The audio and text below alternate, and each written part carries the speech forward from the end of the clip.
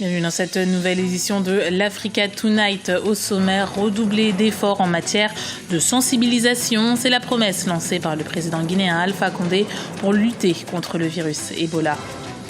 Le Sénégal s'engage dans la sécurité routière. 15 000 personnes auraient été impliquées dans des accidents de la route en 2013. Accidents qui se sont révélés fatals dans 300 cas. Et puis, immersion au sein de la Biennale d'art contemporain à Casablanca en fin d'édition. Pendant 10 jours, 10 artistes de tout le continent ont été conviés à cet événement. Plusieurs sessions de débat seront également au programme. Alors que l'Organisation mondiale de la santé chiffre les victimes d'Ebola à plus de 3000, la Guinée, foyer de la maladie, place la lutte contre cette épidémie au centre de ses priorités. Face à la presse, le président guinéen annonce déclarer la guerre à l'épidémie, menace selon lui pour la paix et la sécurité nationale. Pour rappel, la fièvre hémorragique a fait 744 morts en Guinée, soit près du quart des personnes infectées sur le continent. Reportage de notre correspondant en Guinée, Mohamed Lamine Solano. Le président guinéen déclare la riposte à l'épidémie d'Ebola comme une urgence nationale. La Guinée en guerre contre Ebola, ce sont les propres mots d'Alpha Condé. Le numéro 1 guinéen manifeste sa détermination à freiner la propagation de l'épidémie d'Ebola, alors que le nombre de décès dus au virus dépasse à ce jour la barre des 700 personnes en Guinée. Mon seul objectif aujourd'hui, jusqu'à ce que cette maladie finisse, je n'ai pas d'autre calendrier ni rien d'autre que la lutte contre l'Ebola. Donc, notre rôle aujourd'hui, c'est la sensibilisation. Tout ce qui doit passer à la télévision doit être traduit dans les langues, systématiquement expliqué dans toutes les langues nationales. Comment voulez-vous que 70% de la population ne parle pas français? Si vous les expliquez dans les langues nationales, comment ils vont savoir? Le président guinéen souhaite une meilleure implication des médias dans la sensibilisation des populations. Un nouveau plan stratégique de communication sur l'épidémie d'Ebola est élaboré par les autorités sanitaires du pays. Il prévoit par exemple la mise en place de 13 centres de transit et 3 centres de traitement selon les données épidémiologiques pour la prise en charge des cas. Un système de prévention des infections est mis en place dans les structures sanitaires pour un renforcement de la surveillance des cas avérés. Le facteur communication est très pris au sérieux par les autorités. La plupart des réticences constatées dans certaines préfectures où on a les nouveaux cas sont dues à des déficits de communication et de rumeurs qui circulent dans ces localités. C'est pour cela que nous voulons mettre un accent sur la communication de proximité au niveau de ces villages afin qu'ils aient la bonne information et pour qu'ils adhèrent à nos différentes interventions. Et nous sommes sûrs qu'avec leur participation et leur contribution à plein gré, nous pourrons arriver à contrôler la maladie dans ces localités. Le président guinéen Alpha Condé annonce l'installation prochainement d'un hôpital militaire français à Macinta, au sud du pays. Doté d'un laboratoire pour les analyses biologiques, il comportera 50 lits et sera géré par la Croix-Rouge avec un important soutien de l'État. Remaniement ministériel au Gabon ce vendredi, le Premier ministre Daniel Onaondo se maintient, mais le poste de ministre de l'Éducation, laissé vacant par Léon Nzouba, revient à l'ancienne ministre de la Culture, Idar Etenondiaye. Après avoir passé 9 mois au ministère de la Prévoyance sociale, la numéro 3 du gouvernement, Brigitte Ba-Anguillé, a été remerciée. Enfin, Régis Imongo Tatangani prend la tête du ministère de l'Économie et remplace le nouveau ministre des Mines, Christophe Akaga. Le Sénégal veut réduire le nombre de décès sur ses routes. Des milliers de Sénégalais y perdent la vie chaque année. Excès de vitesse, non-respect du code de la route et conduite en état de fatigue figurent parmi les principaux responsables.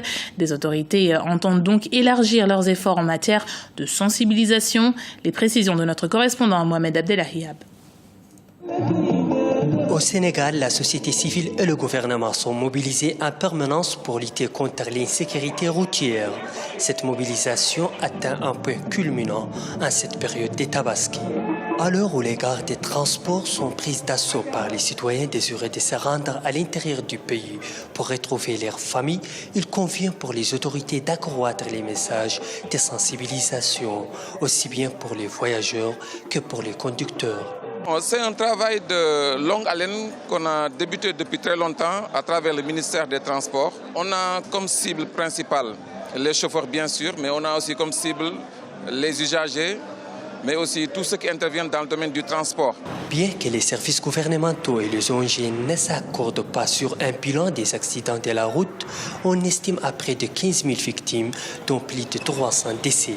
La dégradation de certains axes routiers et le non-respect du code de la route sont les plus souvent à l'origine des incidents constatés. L'augmentation des accidents ici au Sénégal, selon moi, c'est à cause des permis de conduire qu'on a attribué à des enfants qui n'ont pas encore le maturage de pouvoir faire conduire un véhicule correctement avec discipline.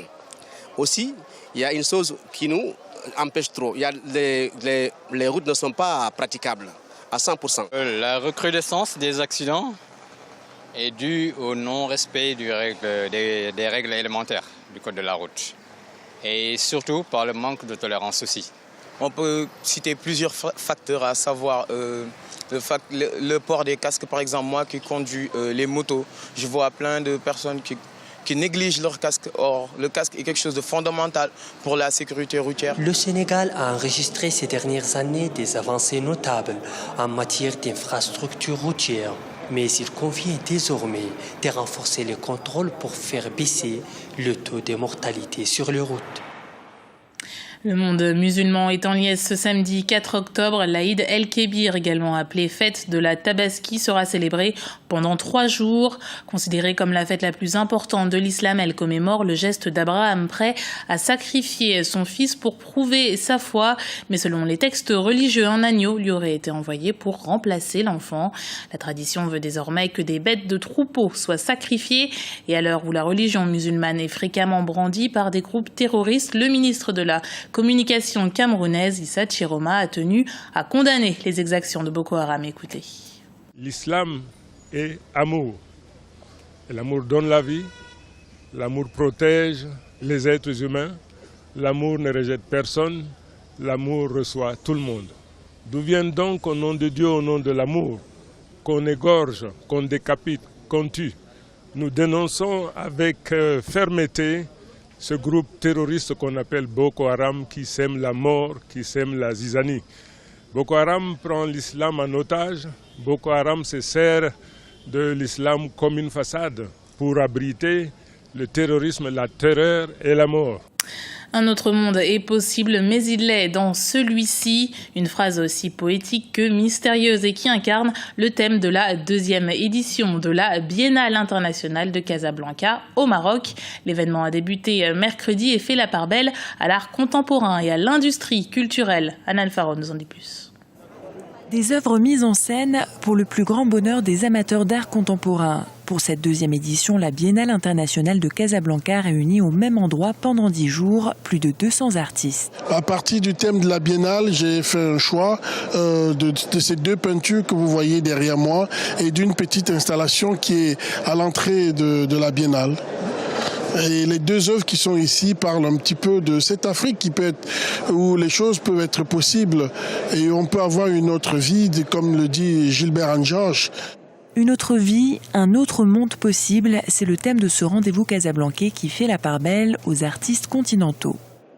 Ça m'a inspiré parce que tout simplement je suis africain entièrement, géographiquement, culturellement et dans l'âme et puis je l'ai toujours je suis né africain, je ne suis pas devenu et puis voilà, donc là on est derrière l'œuvre L'Homotrace et L'Homotrace c'est la trace de l'homme de l'humanité et l'humanité pour moi avant tout c'est l'Afrique, c'est le berceau de l'humanité. Il y a toujours cette continuité de l'art africain depuis la nuit des temps.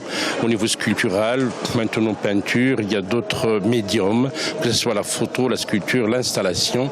Et il n'y a plus cette notion nord-sud, mais il y a aussi sud-sud. L'Afrique est à l'honneur de cette biennale qui se poursuit jusqu'au 12 octobre. L'événement sera également ponctué de tables rondes afin de prolonger le dialogue entre le public et les artistes. C'était le journal de la rédaction. Merci de l'avoir suivi. Retrouvez dans un instant une nouvelle édition de l'Africa Tonight sur Africa 24.